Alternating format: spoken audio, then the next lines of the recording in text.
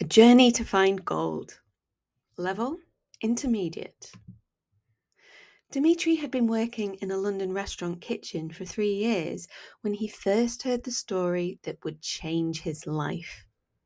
He had come to England from Greece after finishing university, hoping to improve his English and save money before returning home. One day, a regular elderly customer, Mr. Ashworth, told him about a treasure hidden somewhere in the Scottish Highlands. According to the legend, a wealthy Victorian merchant had buried a chest of gold coins near an ancient stone circle, and the location was marked on a special map. The story fascinated Dimitri. His job, washing dishes and preparing vegetables, had become tiresome, and he felt homesick and lonely in London. He missed his family in Athens and wondered if coming to England had been a mistake. Every day was the same.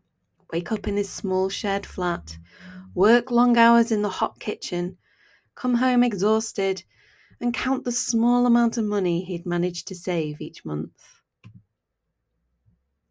Mr. Ashworth claimed his grandfather had owned the original map, but it had been lost years ago.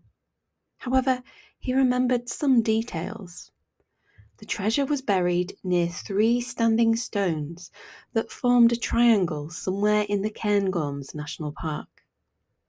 The merchant had left clues in an old journal that might still exist in the Edinburgh Library. Dimitri became obsessed with the idea of finding this treasure.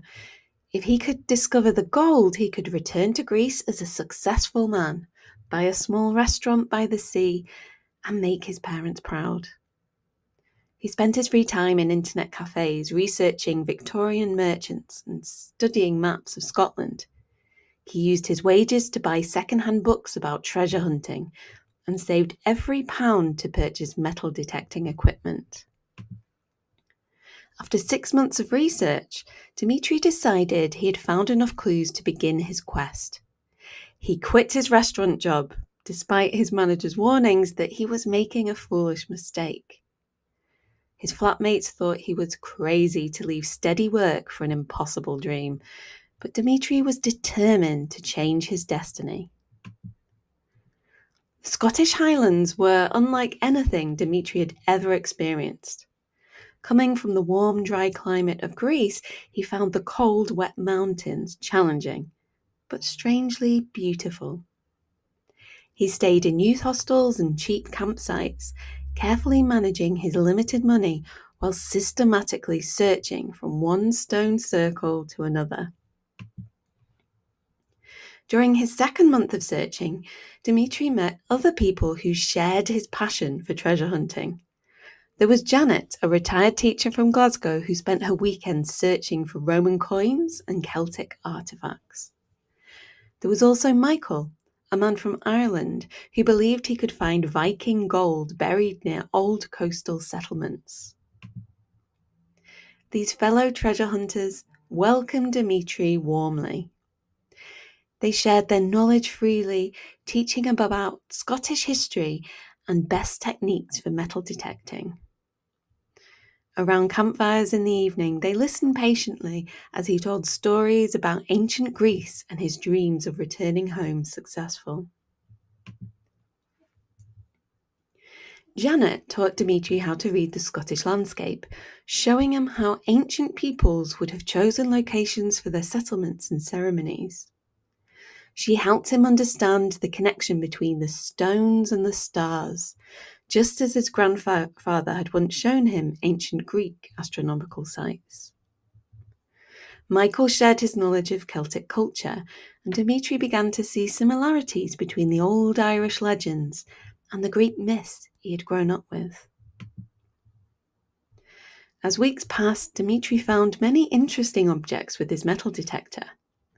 Victorian buttons, old farming tools, medieval coins, and even some Roman artifacts left by soldiers who had marched through Scotland nearly 2,000 years ago.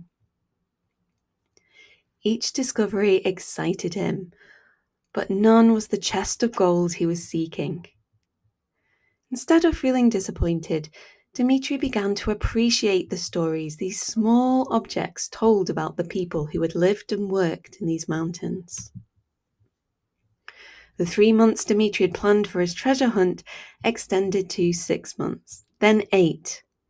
His savings were almost gone, and he knew he would need to find work soon or return to Greece empty-handed. But he was reluctant to leave the mountains, his new friends, and the sense of adventure he'd discovered. On his final week in Scotland, Dimitri made an important discovery near a remote loch in the Trossachs.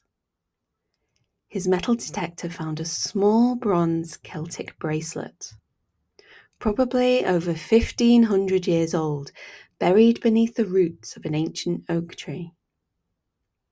As he carefully cleaned the twisted metal bracelet, he realized it was similar to the jewelry his grandmother had shown him in museums in Athens, proof that ancient peoples across Europe had shared similar artistic traditions. Holding the Celtic bracelet in his hands, Dimitri suddenly understood that his entire quest had been based on a story that probably never had any truth to it. Mr. Ashworth's tale of buried Victorian gold was likely just a legend, the kind of story that grew more elaborate with each telling. The specific details about the map and the journal had probably been invented to make the story more interesting. But Dimitri also realized that this revelation didn't sadden him as he had expected. The search for treasure had given him something he had never thought to look for: a deep understanding of British history and culture, genuine friendships with local people, and fluency in English that no classroom could have provided. He had gained confidence in himself and discovered that he could adapt and succeed in a foreign country. More importantly, Dimitri had learned that he didn't need to return to Greece with gold to make his parents proud or to prove his worth. The real treasure had been the transformation within himself, from a homesick young man working in a kitchen to someone who could navigate a foreign landscape and make friends across cultural boundaries.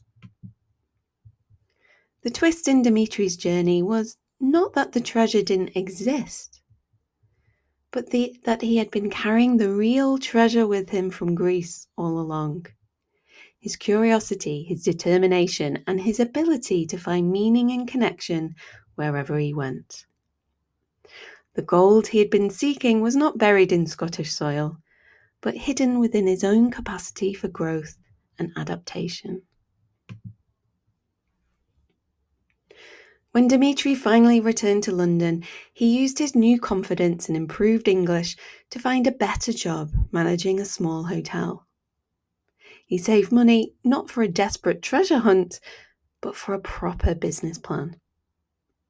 Within 2 years, he had opened a Greek restaurant that celebrated both his heritage and his Scottish adventure, serving traditional dishes alongside stories of his treasure hunting experiences.